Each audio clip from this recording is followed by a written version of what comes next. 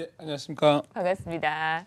격이 다른 그런 또 가차십니다. 알짜 강의까지 오늘 준비를 하셨는데 오늘은 어떤 내용으로 좀 돈이 되는 부동산 좀 안목을 키워볼 수 있는 그런 방법을 알려주실 건가요? 예, 사실 지난주에 이어서 네. 사실 제가 지난주부터 지금 이제 가계부채 관리 종합 방안에 대해서 얘기하는데 제가 지난주 한번 얘기했어 한 3주에 걸쳐서 하겠다고. 근데 사실 할 얘기가 생각하다 보니까 많아요. 아마 한 4주 할 것 같은데요. 지난주는 사실 제가 그래서 부동산 시장 특성을 먼저 말씀 좀 드렸고 특이하게 그다음 이번 주가 이제 가계부채 관리 방안에 대해서 좀 세부적인 체크 내용을 할까 합니다. 근데 이제 그다음에 이제 또 시장별로 또 어떻게 적용하는지 할 건데요. 제가 시작을 할 때 왜 시장 특성을 먼저 보이고 그다음에 이제 저희가 가계부채 관리를 얘기하냐면 보통 저희가 어떤 외부에서 태풍이 올 때도 마찬가지입니다. 태풍의 피해를 최소화할 때 태풍의 강도도 아는 걸 중요하죠. 그다음에 태풍의 방향도 중요한데 가장 중요한 건 지금 현지 저희 뭐 지역별로 다르잖아요. 제가 어떤 거는 뭐 시멘트집이고 기와집, 예를 들면 어떤 데는 뭐 비가 많이 오면 토사가 무너진다 이런 예측이 되는 지점들이 있습니다. 즉 다가오는 태풍보다 현재 내가 보유하고 있는 아니면 내 집에 있는 어떤 환경을 먼저 특성을 아는 게 먼저거든요. 어떤 피해를 좀 줄인다거나 이런 측면에서 봤을 때. 그래서 제가 먼저 특성을 보여드린 거고 오늘은 특성 연결을 할 건데 지난주에 사실 특성을 다 얘기 못했어요. 사실 제가 좀 차분히 하려고 노력을 합니다. 워낙 빠르다는 말을 많이 들어서 오늘 또 좀 차분히 나가다가 여기까지 하려고 마음 먹지만 좀 천천히 못하면 그 다음 주 또 연장해서 할까 합니다. 그래서 우선은 앞에를 잠시 좀 어떻게 말할까요? 그 잠깐 복습을 좀 해보고 넘어가겠습니다. 제가 보시면 이렇습니다. 우선 제가 정책보다 중요한 것이라고 하는 게 아까 그 차례 얘기인데요. 무슨 말이냐면 시장의 원천적 특성을 먼저 알아야 됩니다. 그래서 그 특성이 내가 갖고 있는 어떤 이게 꼭 부동산은 아니더라도 어떤 일이든 간에 내가 가지고 있는 게 어떤 특성을 갖고 있는지 아니면 가지고 있는 게 여러 개라면 각 테마별로 어떤 장단점이 있는지를 파악을 해야 되고요. 그 다음에 이 특성을 파악한 상태에서 세분화된 시장의 특성 위에 정책을 적용을 하는 겁니다. 그래서 그 정책을 따르게 내 특성을 안 다음에 적용을 해야 답이 나오지. 무작정 큰 파도 온대 아니면 뭐 작은 파도 온대 이런 식으로 일률적으로 평가하는 거는 좀 문제가 됩니다. 특히나 이 부동산 특성 지난주에 말씀드렸듯이 철저히 제일 기본 원칙은 개별성입니다. 모든 부동산, 모든 테마 다릅니다. 그렇기 때문에 철저히 다르게 적용해야 됩니다. 그래서 먼저 가지고 있는 부동산의 특성을 먼저 아시는 게 첫 번째입니다. 자, 그래서 그건 순서로 가고요. 또 약간 더 다른 사설을 해보면 제가 지난주에 사실은 이 테마 주제는 제가 가계부채 관리 종합방안을 얘기한다 했지만 사실 그게 주제는 아니었어요. 핵심을 그걸 가지고 풀 때 어떤 이슈를 갖고 풀 거 있는데 사실은 그때 말씀 안 해드려서 오늘 좀 말해볼까 합니다. 우선 이렇습니다. 부동산 시장은 절대 하나의 시장일 수 없다. 제가 가계부채 관리 종합방안을 풀면서 잡은 주제의 이슈입니다. 이걸 지난주에 제가 말을 좀 깜빡한 것 같아요. 그래서 부동산 시장은 절대 하나일 수 없다는 걸 가지고 이제 그거를 가계부채 특성 이제 관리 방안으로 얘기를 할 거거든요. 그래서 이제 이거는 노후되고 한정된 도심 공간에서 소득계층이 존재하는 한 부동산은 하나의 시장일 수 없다. 이게 무슨 소리냐면 뒤에 하나씩 풀겠지만 가볍게 먼저 제가 사설을 하면 저희가 지금 어떤 부동산 공간의 부동산 시장은 철저히 도심 위주의 공간으로 한정돼 있습니다. 그 한정된 공간에 이 도시가 너무나 노후돼 있죠. 그 도시에 또 뭐냐면 그 소득계층, 즉 저희가 양극화하다 보니까 이 도심이 가장 비싼 토지고 가장 비싼 곳인데 그거를 수요를 어떤 이제 각 테마별로 수요가 완전히 다르거든요. 달라져 있습니다. 자, 그래서 그렇고요. 보시면 좀 더 풀어보겠습니다. 그래서 이제 그 다음에 이제 저걸 가지고 제가 이렇게 가계부채 종합관리 방안을 갈 거거든요.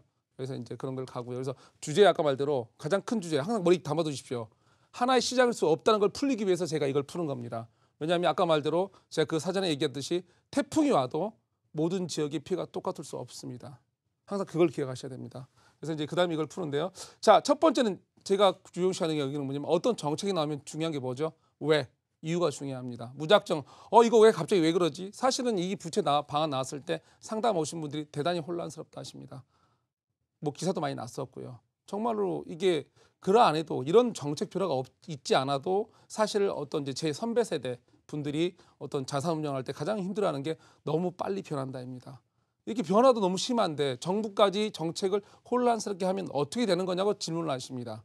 예, 그건 아는데 그것보다 중요한 건 뭐죠? 왜 나온지를 아셔야 돼요. 왜냐하면 정부는 좀 더 큰 그림을 그려야 되기 때문에 단순히 하나의 부동산 시장을 그려야 될 게 아니고 국가 전체 자산 시장을 운영하는 입장에서는 정부는 좀 더 큰 그림을 그려야 됩니다. 그래서 그 왜를 알면 다음을 좀 더 예측할 수 있습니다. 그리고 그 왜를 안 다음에 그래서 자, 다음에 스텝을 나가겠죠. 한 스텝. 자, 왜를 안 다음에 그 다음에 어떻게 갈 거냐. 그걸 해야지 비판 계속 할 상황은 없습니다. 왜냐하면 중앙정부가 갖고 있는 데이터가 가장 양쪽으로 많습니다. 가장 정확하게 뭐 어떤 결론을 내다 이 말은 하지 않겠습니다만 그래도 상당히 근접합니다. 가장 많은 데이터를 가지고 굉장히 많은 분들이 노력하셔서 만든 어떤 정책들이기 때문에 무작정 비판보다는 그 이유를 파악하고 다음 그림을 그리는 게 재테크에는 맞는 행동입니다. 자, 그래서 이제 이거는 뭐냐면 지금 이번 사실은 이번 가계부채 관리된 걸 자세히 말하면 금융정책이잖아요. 사실 직접적인 부동산 정책은 뭐 대출 규제는 했지만 사실은 금융정책입니다. 그래서 이제 금융정책이 어떻게 해서 가는지를 흐름을 좀 미래 예측과 과거를 보기 위해서 말하는데 무슨 말이냐면 돈이라는 게 있잖아요. 예전에 부동산을 뭐 산다 그러면 단순합니다. 부동산 돈이 있는 자나 없는 자. 있는 분이 부동산을 매입하셨고 없는 분은 임차로 들어갔습니다. 근데 좀 더 그게 금융이 발달하면 저희가 어떻게 되냐면 돈을 빌릴 수 있는 자, 빌릴 수 없는 자. 즉 신용. 여러분이 지금 요즘 많이 느끼고 계신 거죠. 즉 기존의 상품에서 우리가 부동산 어떤 매입을 할 때 대출을 얼마 가능하냐, 얼마 가능하지 않느냐. 즉 거기에 따라서 물건이 좀 더 쉽게 접근할 수 있는 게 틀렸죠. 이자도 달라지고. 예, 이게 이제 그런 템포인데 그 다음 상황이 어떤 거냐면 이번에 이제 정책이 나온 거죠. 그 다음 미래 상황은 뭐냐면 돈을 상환할 수 있는 자, 없는 자. 자, 이게 가는 스텝이 장기적으로 모기지 상품이 나오냐 안 나오냐. 즉 외국 선진국 정계 대출 상품 긴 거 있잖아요. 30년, 40년 나눠 상환하는 것들. 이런 것들에 대해서 이런 스텝으로 변해갑니다. 이거에 따라서 부동산도 변해갑니다. 무슨 말이냐면 과거의 부동산, 과거를 생각해 보십시오. 어떻게 이제 지금 어리신 분들은 모르겠지만 제 선배 세대, 그분들이 젊었을 때 집을 살 때 대출 받아서 집 사신 분 많았나요? 그렇지 않거든요. 그전에는 진짜 자기 돈으로 집을 사셨습니다. 자, 그게 이게 변해가는 속도입니다. 변한 스텝이죠. 점점 이렇게 변해갑니다. 이렇게 변해간다는 건 뭐냐면 금융에서 돈을 차입하는데 이 말은 뭐냐면 더 이상 부동산 시장은 부동산만의 시장일 수가 없습니다. 철저히 금융에 종속되는 시장이 될 수밖에 없습니다. 과거에 먼 과거에 세계적으로 보면 되게 대공황도 그렇고 그다음에 얼마 전에 우리가 겪었던 1980년 말에 IMF 90년대 말에 IMF나 또 2000년도 말 2008년도 9년도 겪었던 그 금융 위안 얘기 모두가 다 금융이 무너져야 부동산이 무너집니다. 부동산 시장 갖고 절대 금융을 혼란하게 만들 수는 없습니다. 부동산이 아무리 가계부채가 많다 해도 금융 시스템 전반에 영향을 끼치긴 힘듭니다. 제 말씀은 뭐냐면 먼저 인식을 정확히 하셔야 됩니다. 지금의 시장은 금융이 부동산을 많이 영향을 끼치는 시장이고 그 스텝은 이렇게 발전을 합니다. 이럴 때마다 시장이 달라집니다. 그 스텝을 아셔야 됩니다. 오늘 이제 먼저 사설이 너무 긴데 길 수밖에 없는 게 우리 대책이 나오고 이게 어떻게 갈지를 알려면 저걸 원론적 얘기를 안 할 수가 없습니다. 자, 그다음에서 부동산의 금융의 중요성이 아까 저런 스텝이기 때문에 중요해졌습니다. 그래서 과거에는 아까 말대로 그래갖고 현재는 두 번째 중간이었죠. 저희가 돈을 빌릴 수 있는 자. 세 번째는 이제는 상환 능력을 보는 자. 이거는 미래의 절대적 흐름입니다. 바뀔 수 있냐고요? 쉽지 않습니다. 돈이 시중에 너무 풍부하죠. 사실은 상환 능력은 어쩔 수 없는 대세에 관계이기 때문에 쉽게 바뀌지가 않습니다. 이거는 제가 이번에 이거를 만든 부서들 다 총합을 보면서도 설명을 따로 하겠습니다. 왜냐하면 보존 잠깐의 이제 저희가 이제 그 보완 대책은 일부가 나옵니다. 거기에 대해서 여러분이 혼란하실지 모르겠으나 절대적으로 핵심 내용은 바뀌지 않습니다. 이제 좀 더 가보겠습니다. 그래서 이제 금융시장이 그래서 금융시장을 이제는 부동산 하려면 금융시장을 알아야 됩니다. 이걸 모르고는 답이 안 나옵니다. 자, 이거 보시면 예전 금융시장에 우리가 금리니 환율이니 수출 내수 이런 것들이 금융시장에 영향을 줍니다. 그래서 예전과 다르게 금융시장에도 많은 변수가 있습니다. 그래서 금융시장에 변수가 많아졌고 파도가 자주 밀려오고 또 특징이 뭐냐면 작은 파도가 자주 오다가 한 번은 강력히 한 번씩 빵빵 옵니다. 크게. 더 중요한 건 뭐냐면 파도는 외부에서 칩니다. 무슨 말이냐면 저희가 파도를 만들지 않습니다. 우리나라의 어떤 수출형 국가고 해외 경기 변수와 연동된 특성이 강한 우리나라 경제 상황에서 우리는 파도를 가끔씩 겪을 수밖에 없죠. 우리가 만들지 않은 외부 파도. 대응밖에 못하죠. 어떤 대응을 하냐가 중요한 건데 특히 크고 빠른 파도가 너무 무섭다. 왜 그러냐면 알고도 당한다. IMF 때, 금융 외환위기 때 알고도 피할 수 없었습니다. 자, 그게 금융시장의 지금 현 주소입니다. 근데 이게 부동산 시장에 너무나 밀접하게 영향을 준다는 거죠. 그래서 지금의 금융시장이 아래 부동산 시장이 있습니다. 그래서 지금의 우리가 항상 정책을 얘기하거나 아니면 부동산 정책 얘기할 때 항상 지금부터는 부동산은 종속되어 있습니다. 어디에? 금융시장에. 그래서 금융시장 변의 정책에 대해서 나올 수밖에 없고 거기에 예측을 해서 우리도 부동산 투자를 해야 합니다. 근데 키는 항상 정부는 모든 걸 묶을 수가 없습니다. 나눌 겁니다. 왜냐하면 부동산은 금융시장은 다른 게 어떤 주식은 모든 사람이 하는 게 아닙니다. 하실 수도 있고 안 하실 수도 있습니다. 자기가 의향에 의해서 합니다. 그런데 집은 의향이 아닙니다. 반드시 필요합니다. 오늘 가족 올 때 내 가족 아니면 나 혼자라도 누워서 잘 공간이 있어야만 도시에서 다음 일을 나갈 수 있습니다. 부동산은 좀 많은 다른 특성을 가지고 있습니다.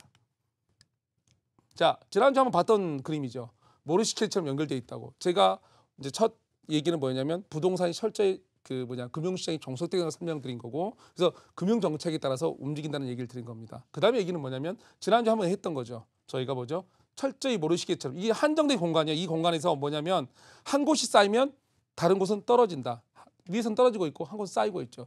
부동산 시장은 한 번에 동시에 반응하지 않습니다. 어느 곳이 쌓이고 어느 곳이 떨어지잖아요. 그러면 다른 쪽은 분명히 올라가거나 내려가거나 합니다.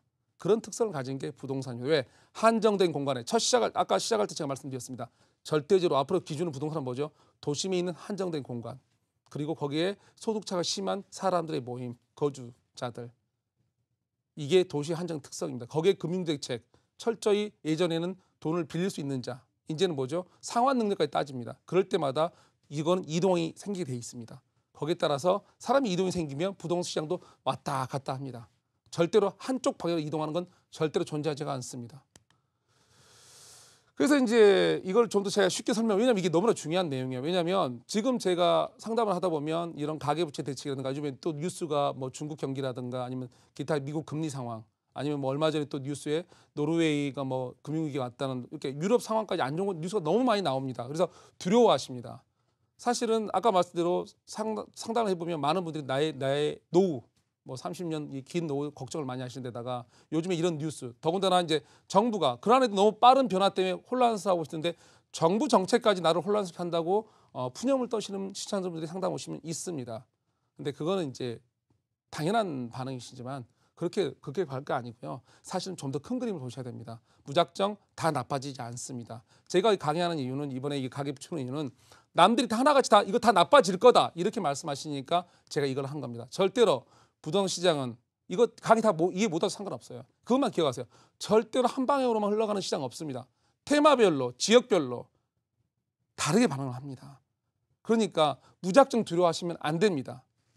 자, 그래서 이게 중요한 설명인데, 한정 공간에서의 이동은 부작용을 만든다. 그래서 우리 겪은 고령화, 양극화, 인구 감소, 직업 감소의 변화, 그다음에 도심 재생, 자, 금융시장 종속, 이러한 것들의 특징이 뭐냐면 이걸 다 펴보면 사람이 도시에 모이게 돼 있고, 도심에서 이 노된 도심인데 땅값은 제일 비싸고, 그러면서 금융은 마음대로 돈 빌릴 수 없고, 근데 사람은 꼭 도시 안에 내가 누울 공간이 필요하고, 이러면서 이게 시장이 악화돼도 살아나는 시장을 만들고, 또 이 시장이 민감한 시장을 만들고 다르게 작동을 하는 겁니다. 다 이해 못해서 좋습니다. 다시 한번 말씀드립니다. 절대로 한 방향으로 움직이지 않습니다. 뭐 오늘 이제 시간도 있으니까 제가 여기까지 설명하고 대에 설명하겠습니다. 너무 길었는데요. 자, 그래서 도심공간 한정이 있고요. 소득 양극화. 정책의 두 얼굴은 뭐냐면, 이런 식으로 부동산이 양쪽으로 다른 방향으로 움직이기 때문에 정책도 똑같습니다.